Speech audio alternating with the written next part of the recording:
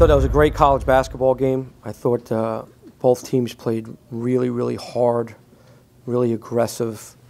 I thought there were plays being made all over the court by both teams. Extremely disappointed that we weren't able to pull it out. We had that lead down the stretch. I thought we got a little passive offensively instead of staying aggressive. You know, we get a great shot. We missed it. They get the ball back with 24 seconds.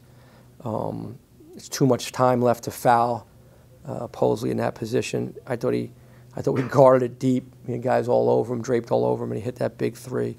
So you got to credit him for making that play. But again, you know, 11 for 22 on the foul line.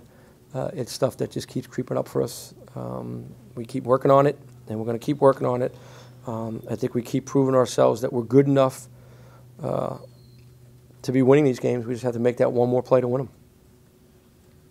them. This one, I assume, coming down the stretch here, felt a lot like it did last year, right? With DC getting the opportunity at the end to hopefully the three looked like they were just a little more prepared this time, right?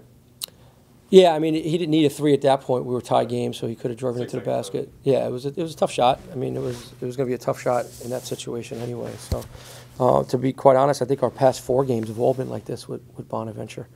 You know, we know each other well. I thought, you know, Endoy, we did a great job on him in the first half. Then he just exploded, and you know, we fouled him so much. Thought they hurt us a little bit in conversion too. In the second half, when Endoy really exploded, 20 points, 15 rebounds. Did you consider going to Darius Lewis more? He only got 7 minutes. Yeah, we did, but he was moving. Darius was really slow to start the game. I didn't think it was that. I thought it was more of, you know, our team moving quicker to bother him. You know, Endoy's a fantastic player. I mean, he is what he is right now, and that's what he's been doing to everybody. So it was a tough second half for us defensively. We got to come up with those rebounds. I thought we were up on the glass in the first half, and I thought that really hurt us in the second half as well. This question doesn't necessarily pertain to this game alone, but Jordan Robinson's one of the guys you kind of felt would be that big body in the paint for you, maybe could match up against him. Why haven't we seen him recently? Well, because I think Jordan's having a very normal freshman year. He's just really he's going to be a really good player for us. We're really excited about him, but college game's really new, really fast for him. Didn't have an opportunity to play at all last year, so he sat out. So this is his freshman year, and we're going with some of the older guys right now. I think since we've done that, we've actually gotten a lot better. But Jordan's going to be a good player for us. I think he's having a very normal freshman year for a big kid. I think I've asked this before, but how's this team handling another close loss? Well, they have to handle it well.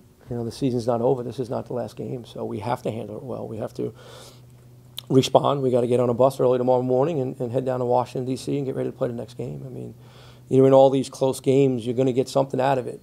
You know, and now it's, you know, close, overtime. Well, you know, we got to win the next one. We got to stay aggressive, play aggressive throughout. I thought, like I said, we got a little bit passive late in that second half instead of just playing aggressively, which is what got us the lead. But that's a learning experience as well. Not much time to think this one over. Is that a good thing? I mean, I'm going to think it over. I'm going to watch the tape tonight, figure out what we did right, what we did wrong, and then hopefully fix what we did wrong, and then move on to the next game. You guys have been averaging 64 points in conference play and 71 overall, but put up 90 in regulation. What was the key offensively to really getting everything going? I thought both teams were playing really aggressively. I thought both teams, you know, you get into that mid-season form right now. You know, we got 13 games left. Guys are feeling it. Guys are knowing who we are.